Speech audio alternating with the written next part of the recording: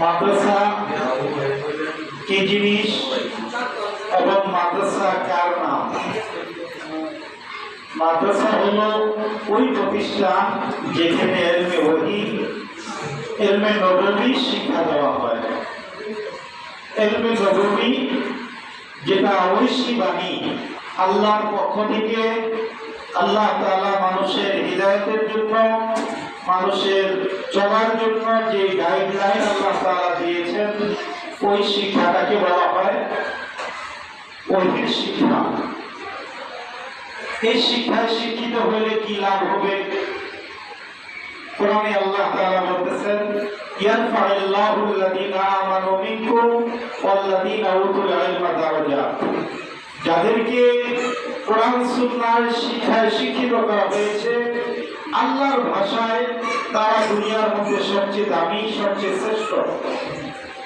দুনিয়ার মধ্যে যত মাখলুক আছে, এই সমস্ত মাখলুকের মধ্যে মানুষ হলো সেরা। আমরা সকলে জানি আশরাফুল মাখলুকাত। কোরআনে কারীম এটা সাক্ষী। কোরআনে কারীমের মধ্যে আল্লাহ তাআলা বলতেছেন, ওয়ালাকাদ কাররামনা বানি আদম। বনি আদম অর্থাৎ মানব জাতিকে আল্লাহ তাআলা সেরা হিসেবে, দামি হিসেবে আল্লাহ তাআলা দুনিয়ার মধ্যে পাঠিয়েছেন। সেই মানুষটা মুসলমান হোক, হিন্দু, বৌদ্ধ, খ্রিস্টান, যেটাই হোক না কেন, অন্য মাখলুকের তুলনায় মানুষ হলো সেরা। আর মানুষের মধ্যে সেরা হলো যারা ঈমান আমল যাদের মধ্যে আছে। সূরা আসরের মধ্যে আল্লাহ তাআলা বলতেছেন, ওয়ালাস, সময়ের কসম খেয়ে আল্লাহ বলতেছেন, ইন্নাল ইনসানা লাফি খুসর। দুনিয়ার মধ্যে যত মানুষ আছে সকল মানুষ ক্ষতির মধ্যে। তবে ইল্লাল্লাযীনা আমানু ওয়া আমিলুস সালিহাত, যারা ঈমান এনেছে, আমলে সালেহ করে, তারা ক্ষতির মধ্যে না, মানুষের মধ্যে তারা হলো দামি। আমরা দেখলাম যে মানুষ হলো অন্য মাখলুকের তুলনায় দামি, আবার মানুষের মধ্যে দামি হলো ঈমান আমল যারা অর্জন করছে। ঈমান আমল যারা অর্জন করছে, এক কথায় মুমিন মুসলমান, তাদের মধ্যে থেকে আবার দামি হলো ইয়ারফাউল্লাহু আল্লাযীনা আমানু মিনকুম ওয়াল্লাযীনা উতুল ইলমা দারাজাত। যাদেরকে আল্লাহ তাআলা ইলমে দ্বীন দান করেছেন। আমরা বুঝতে পারলাম যে মানুষ হলো দামি। এই দামিদের মধ্যে আবার ঈমান ওয়ালা মুসলমানরা হলো দামি। মুসলমানদের মধ্যে দামি হলো আবার কোরআন সুন্নাহর শিক্ষা যার মধ্যে আছে, অর্থাৎ কোরআন সুন্নাহয় শিক্ষিত যারা, তারা হলো বিশ্ব দামি, তারা হলো বিশ্ব শ্রেষ্ঠ। দুনিয়ার মধ্যে সবচেয়ে দাম, সবচেয়ে সেরা হলো কোরআন সুন্নাহর শিক্ষায় শিক্ষিত যারা। রাসূলের ভাষায় যদি আমরা বলতে চাই, রাসূল বলেন, খায়রুকুম মান তাআল্লামাল কোরআন ওয়া আল্লামা। যারা কোরআনে কারীম শিক্ষা করেছে এবং শিক্ষা দিতেছে, এই দুইটা কোয়ালিটির মানুষ হলো সবচেয়ে দামি। আমরা দুনিয়ার দিকে লক্ষ্য করলে কেউ ডাক্তারকে, কেউ ইঞ্জিনিয়ারকে, কেউ বৈজ্ঞানিক যারা, কেউ চেয়ারম্যান, মেম্বার, এমপি, মন্ত্রী, প্রধানমন্ত্রী, ওনাদেরকে আমরা দামি মনে করি। কিন্তু আল্লাহর কাছে, রাসূলের কাছে পরকালের হিসাবে সবচেয়ে দামি, বিশ্ব সব দামি হলো যারা কোরআন সুন্নাহর শিক্ষায় শিক্ষিত। আর এই মাদ্রাসা হলো সেই শিক্ষা দেওয়ার একটা মার্কাজ, একটা প্রতিষ্ঠান। তো এই হিসেবে আমরা বুঝতে পারি, দুনিয়ার মধ্যে যত প্রতিষ্ঠান আছে, যত ঘরবাড়ি আছে, সবচেয়ে দামি প্রতিষ্ঠান হলো এই মাদ্রাসা। সবচেয়ে দামি এই মাদ্রাসাগুলো, সবচেয়ে দামি প্রতিষ্ঠান, কারণ এই মাদ্রাসার মধ্যে দামি মানুষ তৈরি করে। আমি একটা হাদিস তিলাওয়াত করেছি, হাদিসের মধ্যে রাসূল বলতেছেন, কোন আলিমা, রাসূল বিশ্ববাসীদেরকে লক্ষ্য করে বলতেছেন, দুনিয়ার মধ্যে যারা আছো সকলে আলেম হয়ে যাও, সকলে আলেম হও। রাসূল এটা জানেন যে সকলে আলেম হইতে পারবে না। দ্বিতীয় একটা অপশন দিয়েছেন, আর মুতাআল্লিমা, আলেম না হইতে পারলে আলেমের ছাত্র হোক। রাসূল এটাও জানতেন যে সবাই আলেমের ছাত্র হতে পারবে না।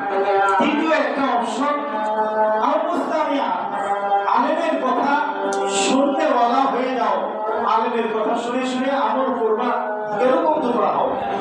এটাও যদি না পারো, আর মুহিব্বা, 4 নম্বর অপশন হলো আলেমকে, আলেমের ছাত্রকে, আলেম হওয়ার প্রতিষ্ঠান, এই মাদ্রাসাগুলোকে মহব্বত করতে বলা হয়।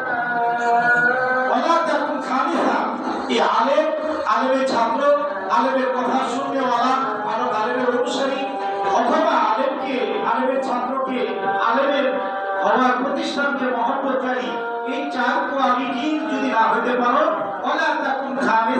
তোমরা পঞ্চম গ্রুপ হয়ে না, পঞ্চম গ্রুপ হলে ফাতাহানি, তাহলে তোমরা ধ্বংস হয়ে যাবে।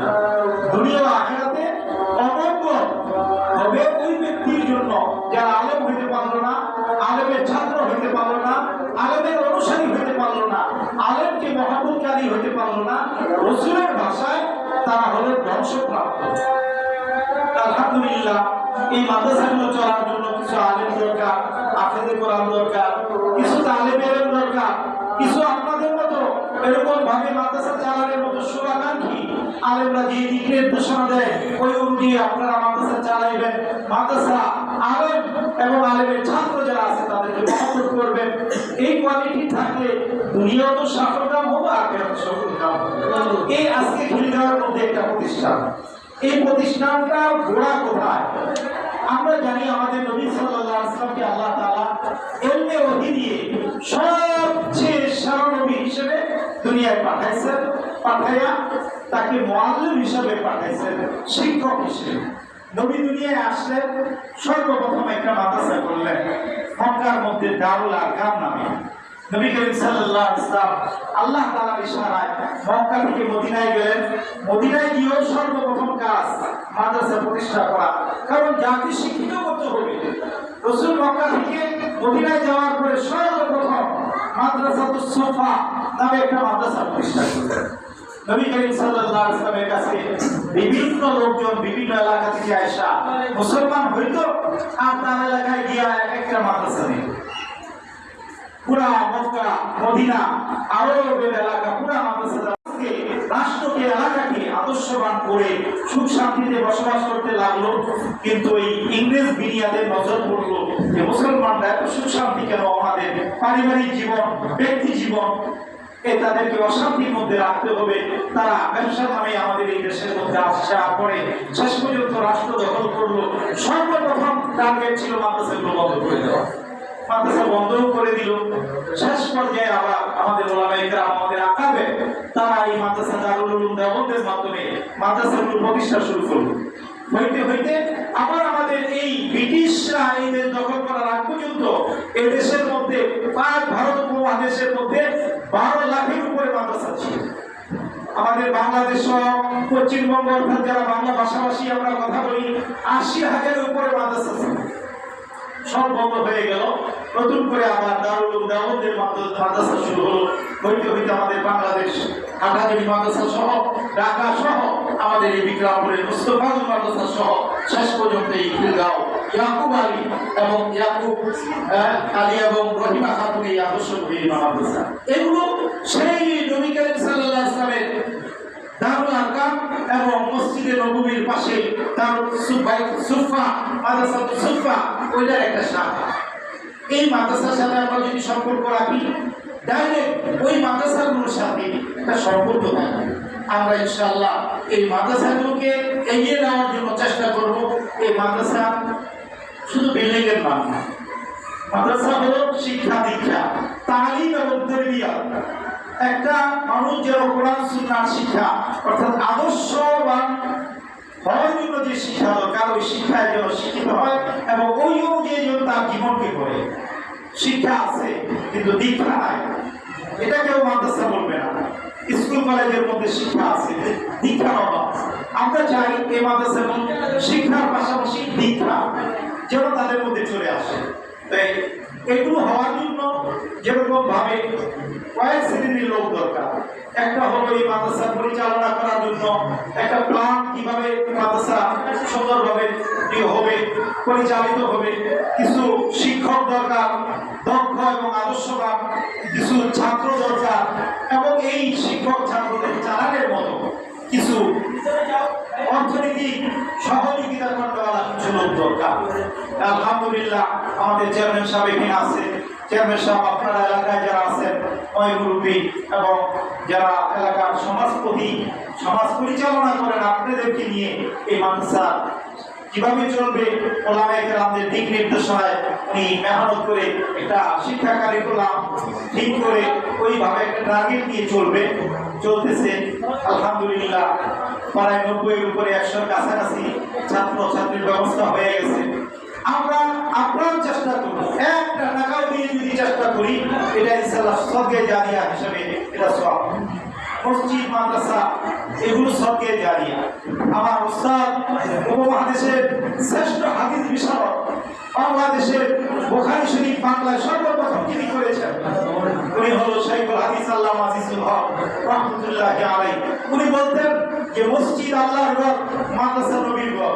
এই মসজিদ এবং মাদ্রাসা দুটোটা নির্মাণ করার মধ্যে অনেক সওয়াব, কিন্তু আমার উস্তাদ বলতেন, শাইখুল হাদিস বলতেন, মসজিদ নির্মাণ করার থেকে মাদ্রাসা নির্মাণ করা অনেক সওয়াব বেশি।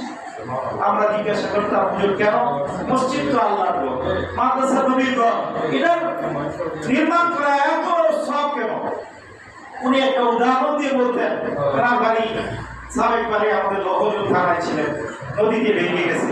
ওনার দাদায় একটা মসজিদ একটা মাদ্রাসা প্রতিষ্ঠা করেছিলেন নদীর পারে, পদ্মার পারে কিছুদিন পরে মসজিদ মাদ্রাসা দোনোটা ভেঙে গেছে। উনি বললেন যে মসজিদে যে মুসল্লি নামাজ পড়েছে, ওই মসজিদ নির্মাণে যারা শরীক ছিলেন কতদিন পর্যন্ত তারা সওয়াব পাইছে। আর মাদ্রাসা, ওই মাদ্রাসার মধ্যে আমি শাইখুল হাদিস, ওই মাদ্রাসার প্রাথমিক লেখাপড়া আমি ওই মাদ্রাসায় শিখছি। আমার মাধ্যমে হাজার হাজার বাংলাদেশের শাইখুল হাদিস, মুহাদ্দিস এবং ইসলামী অর্থনীতিবিদ, রাজনীতিবিদ তৈরি হয়েছে, ইসলামের শিক্ষক তৈরি হয়েছে। তাদের মাধ্যমে আরো লাখ লাখ এরকম আলেম তৈরি হবে। কিয়ামত পর্যন্ত যত আলেম এবং ইসলামের শিক্ষা এই দেশে বিদেশে চালু থাকবে, ওই আমার দাদাই যে মাদ্রাসা প্রতিষ্ঠা করেছে, ওই মাদ্রাসায় যতদিন আমি লেখাপড়া করেছি, ওই সওয়াবগুলো কিয়ামত পর্যন্ত সমস্ত মানুষের সওয়াব আমার ওই দাদাই পাইতে থাকবে। এই মাদ্রাসার মধ্যেও যারা হয়তো 2 সবক পড়বে, 1 সবক পড়া সে নামাজটা শিখবে, কালেমাটা শিখবে, যতদিন ইবাদত করবে, আল্লাহ বললে যে এই মাদ্রাসা থেকে হাফেজে কোরআন হবে, আলেমে কোরআন হবে, ওই হাফেজ এবং আলেমে কোরআন আরো 10 জনকে শিক্ষা দিবে। ওই 10 জন আরো 10 জন করে হলে 100 জন, ওই 100 জন 10 জন করে হলে 1000, ওই 1000 10 জন করে 10,000, এরকম ভাবে চলতেই থাকবে কিয়ামত পর্যন্ত। সমস্ত সওয়াব আমাদের চেয়ারম্যান সাহেব সহ আপনারা এলাকার যারা সহযোগিতা করতেছেন কবরে বসে বসে সকলে পাইবে ইনশাআল্লাহ। এই মাদ্রাসার মধ্যে আপনারা আপনাদের কলিজার টুকরা এই সন্তানগুলোকে দিবেন, ঠকবেন না দুনিয়ার জীবনের মধ্যে। দুনিয়ার জীবনে ইনশাআল্লাহ সুখ শান্তি পাইবেন এই সন্তানের মধ্যে, কবরের মধ্যে সুখ শান্তি পাইবেন, হাসরের মাঠে সুখ শান্তি পাইবেন। সন্তানের উসিলায় আল্লাহ তাআলা জান্নাত পর্যন্ত ইনশাআল্লাহ দিয়ে দিবেন, জান্নাতের মধ্যে উচ্চ মাকাম দান করবেন। যদি আপনারা আপনাদের কলিজার টুকরাকে এই প্রতিষ্ঠানে ভর্তি করে আদর্শবান আলেম, হাফেজ এবং মানুষ বানাইতে পারেন, আমরা ইনশাআল্লাহ এই মাদ্রাসার কর্তৃপক্ষ যারা আছে তাদের কাছে অনুরোধ, এই মাদ্রাসাগুলো যেন সুন্দরভাবে শিক্ষা এবং তার পাশাপাশি দীক্ষা, একটা আদর্শবান মানুষ হয়ে যেন এই মাদ্রাসা থেকে বের হইতে পারে, তারা চেষ্টা করবেন। আপনারা সহযোগিতা করবেন ইনশাআল্লাহ। হাঁটি হাঁটি পা পা করে এই মাদ্রাসা সর্বোচ্চ শিক্ষা পর্যন্ত যেন এখানে কায়েম করতে পারে এবং এই মাদ্রাসা কিয়ামত পর্যন্ত যেন দায়েম কায়েম থাকে। আপনারা সকলে দোয়া করবেন।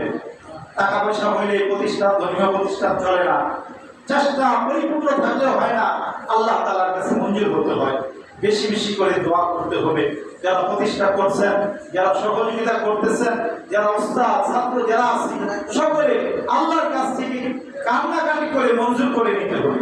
আল্লাহ তাআলা যদি মঞ্জুর করেন তাহলে সব কিছু ইনশাআল্লাহ অর্থনৈতিক ব্যবস্থা আল্লাহ তাআলাই ব্যবস্থা করে দিবেন।